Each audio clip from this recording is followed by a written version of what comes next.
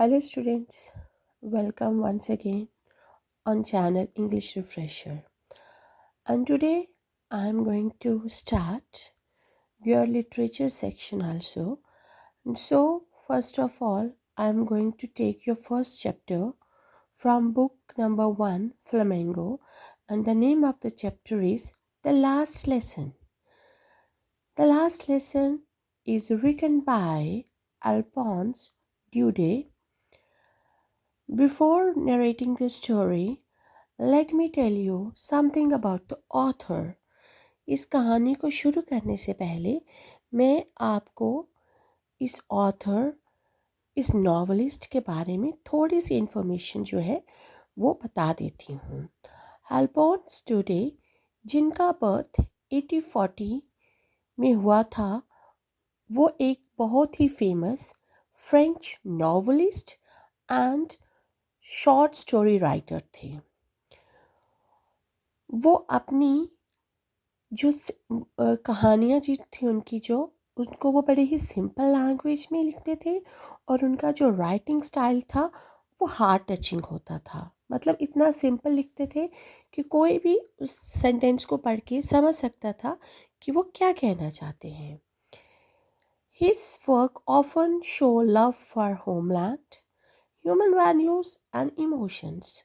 और जितने भी उन्होंने काम किए, जितने भी उन्होंने नॉवेल्स लिखे या शॉर्ट स्टोरीज लिखी, उनका जो काम था ये दर्शाता था कि वो होमलैंड इन द सेंस कि वो अपने देश के प्रति, उनको अपने देश से कितना प्यार है, ह्यूमन वैल्यूज़ की कितनी इम्पोर्टेंस करते थे और वो इमोशंस को बहुत अच्छे तरीके से बहुत बेहतर ढंग से समझते थे और उसको अपनी हर कहानी, हर नॉवल में बड़े अच्छे तरीके से वो रिप्रेजेंट भी करते थे।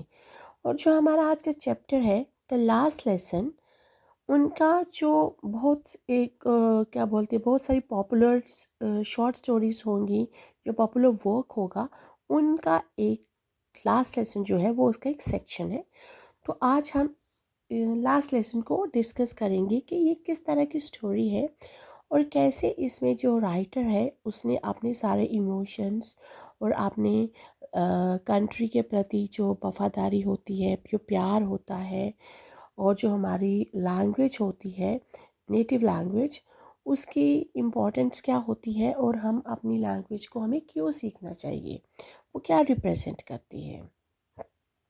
तो उसके बाद ऑथर की इंट्रोडक्शन के बाद मैं आपको इस लेसन का थोड़ा सा इंट्रोडक्शन देना चाहती हूँ कि ये मतलब कैसे फ्रेम किया गया है, उसके बारे में थोड़ी सी चीज़ें मैं आपको बता देती हूँ। The last lesson is set during the Franco Persian war. ये जो लास्ट लेसन जो है ये कब लिखा गया था, ये चैप्टर, इसका बैकग्राउंड क्या है? इसका बैकग्राउंड लिया गया है जब फ्रैंको पर्शियन वॉर हुआ था। When France lost the province of Alsace and Lorraine to Persia। और ये कब लिखा गया था कि जब फ्रांस जो था वो एक वॉर चल रही थी, तो उसमें उसके कुछ जो इलाके थे जैसे एलिस एंड लॉरेन, वो पर्शिया को वो उसके आगे हार गए थे। तो उस हारने के बाद जो कंट्री जीती थी तो वहाँ पर उसकी ही हुकूमत होनी थी, तो उसी के रूल्स एंड रेगुलेशन चलने थे। तो जब एक कंट्री दूसरी कंट्री के ऊपर जीत हासिल कर लेती है तो वही सारे रूल्स एंड रेगुलेशन सेटअप करती है, वही ये सारी चीज़ इस चैप्टर में आपको बताई गई है। The story highlights the importance of one's mother tongue. और इस कहानी में सबसे जो अहम बात है वो क्या बताई गई है कि जो हमारी मदर टंग होती है, जो हमारी मातृभाषा जिसको बोलते हैं, उसकी क्या अहमियत है हमारी लाइफ में, हमें उससे कितना प्यार करना चाहिए उसको बोलने के लिए, वो सारी की सारी चीज़ें उसकी इम्पोर्टेंस इस चैप्टर में बताई गई हैं। And the pain of losing it under foreign rules. और जब किसी कारणवश हम अपनी लैंग्वेज को अपने देश में नहीं बोल सकते हैं, अगर कोई कंट्री कोई दूसरी कंट्री हमारी कंट्री को मतलब हरा देती है और हमें किसी कारणवश उन्हीं के रूल्स एंड रेगुलेशन मानने हैं, तो हम अपनी मातृभाषा, अपनी मदर टंग को नहीं बोल सकते हैं, उसको नहीं सीख सकते हैं। तो वही चीज़ इस चैप्टर में बताई गई है कि कैसे जब ये वॉर ख़त्म हुई और जब पर्शियन सोल्जर्स ने वहाँ पे उस जगह को कैप्चर कर लिया, तो कैसे जो वहाँ की जो नेटिव लैंग्वेज थी फ्रेंच लैंग्वेज, उसका इस्तेमाल बंद कर दिया गया था और उसकी जगह जर्मन लैंग्वेज को बोलना था। तो जो सारे कैरेक्टर्स हैं वो कैसे अपनी नेटिव लैंग्वेज को जब खोते हैं, तो जब उनको पता चलता है कि हम आज के बाद हमें फ्रेंच नहीं पढ़ाई जाएगी, तो उनको क्या फील होता है, वो सारा का सारा आपको इस चैप्टर में, इस स्टोरी में पढ़ने को मिलेगा। इस स्टोरी में देखा जाए तो दो मेन कैरेक्टर हैं। एक छोटा बच्चा स्कूल गोइंग स्टूडेंट है, उसका नाम है फ्रांस, और एक उसका टीचर है जिसका नाम है एम हैमल।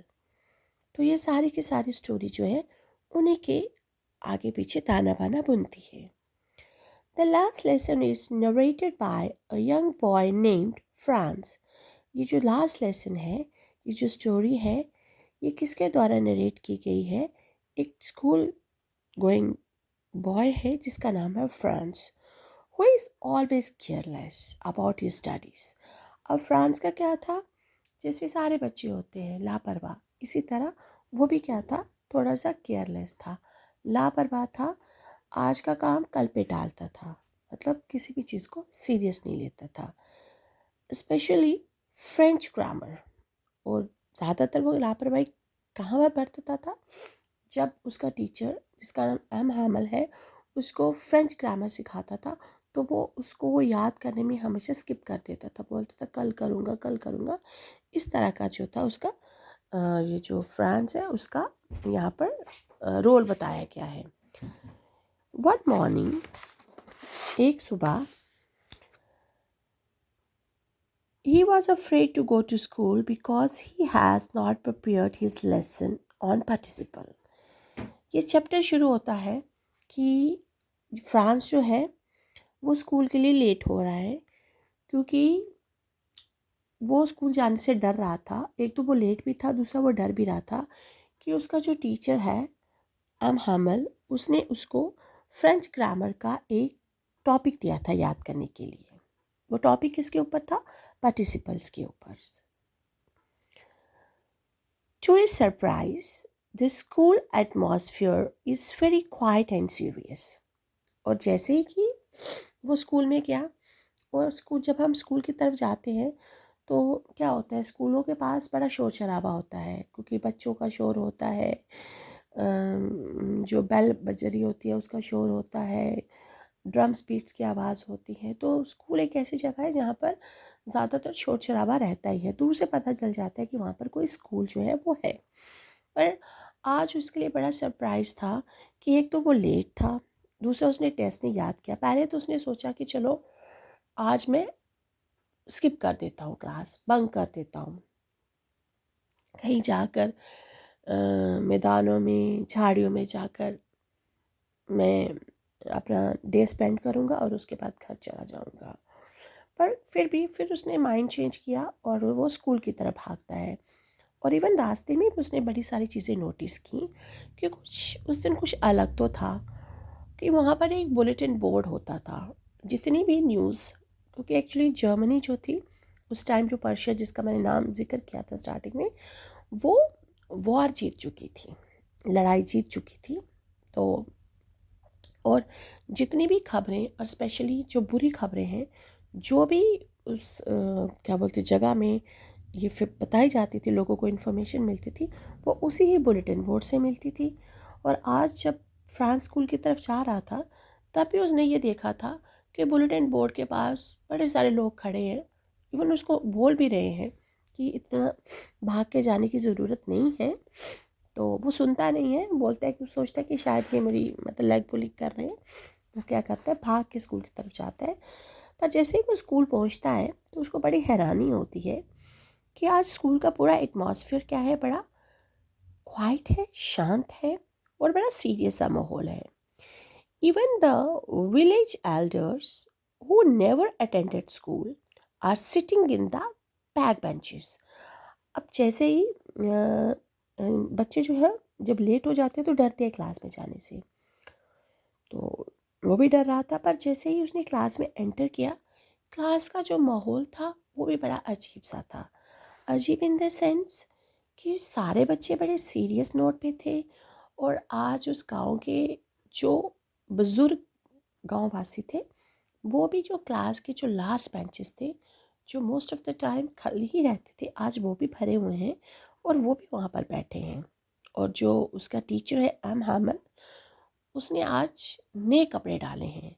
ओकेजनली क्या होता था कि एम हैमल जो है या तो रिज़ल्ट वाले डे पर या संडे पर, वो कोई स्पेशल ओकेजन पर वो अपने वो बेस्ट कपड़े डालता है. पर आज उसने कपड़े भी जो है वो नए डाले हुए हैं. तो ये सब कुछ देखकर, ये सारा सिनेरियो देखकर फ्रांस थोड़ा सा कंफ्यूज हो जाता है. Franz is shocked when his teacher M Hamel announces that this is their last French lesson. और सबसे ज़्यादा शॉक्ड, हैरानी फ्रांस को तब होती है जब उसका टीचर एम हैमल क्लास में अनाउंस करता है कि ये उनका लास्ट फ्रेंच लेसन है, क्योंकि the order come from Berlin that only German would be taught in the school of Alsace and Lorraine. क्योंकि जर्मनी में वो वॉर जीत ली थी, तो बर्लिन से एक ऑर्डर इशू हुआ था कि अब खाली जर्मन लैंग्वेज ही स्कूलों में पढ़ाई जाएगी. जर्मनी वॉर जीतने के बाद, मैंने बोला था ना, जितनी भी बुरी बुरी खबरें आती हैं वो उसी बुलेटिन बोर्ड से आती हैं. तो तब उसको याद आया कि वहाँ पर इतना रश क्यों था, लोग उसको क्यों बोल रहे कि भाग के नहीं जाओ. तो उसके टीचर ने भी अनाउंस कर दिया कि आज हमारी फ्रेंच लैंग्वेज का लास्ट लेसन है और कल से हमारे स्कूल में, आपकी क्लास में जर्मन लैंग्वेज पढ़ाई जाएगी, क्योंकि जर्मनी ने उस जगह को जीत लिया था.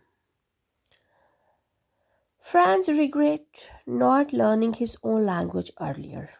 अब जो फ्रांस था, जब उसने ये सुना, उस बच्चे ने, आज उसको बहुत रिग्रेट होता, अफसोस होना, उसको बहुत अफसोस हो रहा था कि उसने जो फ्रेंच लैंग्वेज थी, जो उसकी नेटिव लैंग्वेज थी, उसको उसके टीचर ने कितनी बार डांट कर, प्यार करके समझाने की कोशिश की, पर हर बार उस लड़के ने लापरवाही बरती और उसको नहीं सीखा. और आज उस चीज़ को बड़ा अफसोस मान रहा था, वो बड़ा अपने आप को कोस रहा था कि मैंने अपनी मदर टंग, अपनी नेटिव लैंग्वेज जो फ्रेंच लैंग्वेज है, उसको क्यों नहीं सीखा, उसके ग्रामर को मैंने क्यों नहीं सीखा. जब मुझे टीचर सिखा रहा था तो मैंने उस चीज़ को क्यों नहीं सीखा. M Hamel speaks emotionally about the beauty of French language and call it the most beautiful language in the world. और दूसरी तरफ एम हैमल जो टीचर है, जो ज़्यादातर अपना स्ट्रिक्ट बिहेवियर रखता है, पर आज वो बड़े इमोशनल वे में बोल रहा था कि फ्रेंच लैंग्वेज जो है कि वो कितनी खूबसूरत लैंग्वेज है. और वो बोलता है कि ये दुनिया में जितनी भी भाषाएं बोली जाती हैं, उनमें से अगर कोई खूबसूरत भाषा है तो वो फ्रेंच है. एंड या, it's true, French is really a very beautiful language. He says people should never give up their mother tongue because it is the key to freedom. और साथ ही साथ वो ये भी बताता है कि लोगों को कभी भी अपनी मातृभाषा, अपनी मदर टंग को बोलने में शर्म महसूस नहीं करनी चाहिए, क्योंकि यही एक ऐसी चीज़ है जो आपकी नेटिव लैंग्वेज होती है, जो मदर टंग होती है, वो आपको आपकी लाइफ में फ्रीडम हासिल करने के लिए या सक्सेस हासिल करने के लिए आपकी लाइफ में बहुत इम्पॉर्टेंट रोल प्ले करती है. I know we are living in the era where English is must. We have to speak in English. But side by side, we have to keep this thing in our mind that we never forget that we are Indian and we have to speak Hindi also. Hindi बोलना कोई बुरी बात नहीं है. English के साथ साथ हमें हिंदी भी बोलनी चाहिए, जो हमारी मातृभाषा है. जिस एरिया की जो मातृभाषा होती है उसको बोलने में हमें कभी भी शर्म महसूस नहीं करनी चाहिए, क्योंकि अगर आपको अपनी मातृभाषा आती है तो इट मीन वो आपको आपके हर सेक्टर में सक्सेस हासिल करवाएगी और आपको एक आज़ादी महसूस होगी कि आप एक फ्री बर्ड की तरह कहीं पर भी आ जा सकते हो. At the end of the class M Hamel writes on the board, Vive la France, Long live France. और जब क्लास ख़त्म हो जाती है तो एम हैमल को जो बुक में पेजेस हैं वो कैसे डिपिक्ट किया है कि वो बोर्ड की तरफ अपना सर उनके मुंह करके खड़े हो जाते हैं और चौक लेते हैं एक हाथ में और वहाँ पर लिख देते हैं vive la France. Vive la France का मतलब क्या होता है? Long live France, as a message of love and respect for his country. और इस लाइन को लिखने का मतलब था कि वो अपनी कंट्री को एक मैसेज दे रहा है जिसमें वो अपने देश के प्रति अपना प्यार और जो रिस्पेक्ट है वो एक्सप्रेस कर रहा है, क्योंकि आज उसका लास्ट लेसन है और कल उसको ये स्कूल छोड़कर जाना है, क्योंकि कल से वहाँ पर जर्मन लैंग्वेज सिखाई जाएगी और फ्रेंच लैंग्वेज उसके बाद नहीं सिखाई जाएगी. Franz realized the value of his language only when he is about to lose it. और लास्ट में ये दिखाया गया है कि फ्रांस जो एक छोटा बच्चा है जिसने कभी भी अपनी टीचर की बात नहीं सुनी, अपनी नेटिव लैंग्वेज अपनी मदर टंग की वैल्यू को नहीं समझा, उसको जो टॉपिक दिया जाता था अपनी लैंग्वेज में याद करने के लिए उसने कल कल पर छोड़ दिया और वो कल कभी नहीं आया. और लास्ट में जब उसको पता चलता है कि आज उनका टीचर उनको फ्रेंच लैंग्वेज के ऊपर, फ्रेंच ग्रामर के ऊपर लास्ट लेसन दे रहा है, तो वो ये रियलाइज़ करता है कि उसकी जो लैंग्वेज थी फ्रेंच लैंग्वेज उसकी क्या इम्पोर्टेंस है और उसने उसको ना सीख कर अपनी लाइफ से एक बहुत बड़ा मौका जो है वो गवा दिया है, क्योंकि आज के बाद उनको खाली जर्मन सिखाई जाएगी और फ्रेंच लैंग्वेज उनको नहीं सिखाई जाएगी. और जो कि फ्रेंच उनकी नेटिव लैंग्वेज थी, उनकी मातृभाषा थी, उसकी इम्पोर्टेंस शायद वो ना समझ सका और जब तक उसको समझ आई तब तक वहाँ पर फ्रेंच लैंग्वेज को सिखाना मना हो गया था, क्योंकि जर्मनी ने वो वॉर जीत ली थी. और उसके बाद जो वॉर जीती थी जिसने, उसी कंट्री का रूल्स एंड रेगुलेशन होते हैं. तो बर्लिन से एक ऑर्डर आया था जो बुलेटिन बोर्ड पर लिखा हुआ था कि कल से यहाँ पर जर्मनी का राज होगा और जर्मन लैंग्वेज ही सिखाई जाएगी. तो मैंने एक सिंपल वे में आपको इसकी समरी बता दी है. तो इसके जो क्वेश्चन आंसर्स हैं वो भी मैं आपको सेंड कर दूँगी, टेक्सचुअल क्वेश्चन आंसर्स, चाहे लॉन्ग हो शॉर्ट हो वो भी आपको मिल जाएंगे. और इसकी जो एम हैमल का करैक्टर है वो भी मैं आपको दे दूँगी और साथ ही साथ इसकी थीम भी हम आपको बता देंगे. उम्मीद है कि आपको ये समझ आया होगा चैप्टर. मैंने इसको कम शब्दों में और हिंदी में इसलिए एक्सप्लेन किया आपके लिए, वर्ड टू वर्ड एक्सप्लेनेशन इसलिए नहीं दी कि अब आपके एग्ज़ाम है तो अगर आपको थोड़ी सी समरी, ब्रीफ समरी पता चल जाती है तो आपको पता होना चाहिए कि इस चैप्टर में है किसके लिए, है किस बारे में था ये चैप्टर. जिन्होंने क्लासेस अटेंड नहीं किए हैं या किसी कारणवश वो क्लास अटेंड नहीं कर पाए, तो अगर उनको ये स्टोरी पता चल गई है तो इट मीन्स वो इसको बड़ा ईज़िली चैप्टर को समझ सकते हैं इसकी समरी के द्वारा. और मैं अब क्वेश्चन आंसर्स भी आपको बता देती हूँ, देख लीजिए और उसके बाद आप इसको कॉपी कर लीजिए.